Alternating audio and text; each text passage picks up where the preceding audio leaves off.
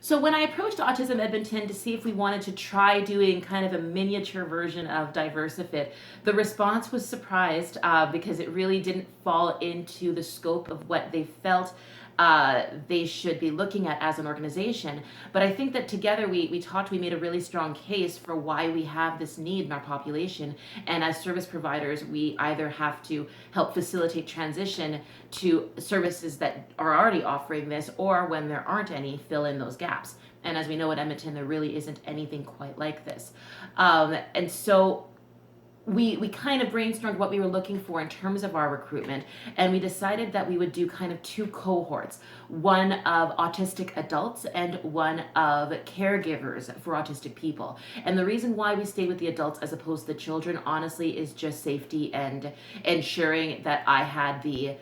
professional capacity and skills and knowledge to give to the people I was working with the support that they needed. Children have a variety of different needs that are very distinct from adult populations, and I wanted to make sure that the adults were able to give consent, or that their caregivers were able to give consent in a very informed way. Caregivers of autistic individuals have been identified as having really, really high stress ratings and also severe health and wellness barriers themselves as well, just simply because of some of the challenges that come from professional caregiving, as we refer to it, or 100% 24/7 caregiving for children and adult needs. So we went with that cohort, reached out, got some interested members, sent them a really long survey where they kind of gave us an idea of where they were at in terms of their health and wellness,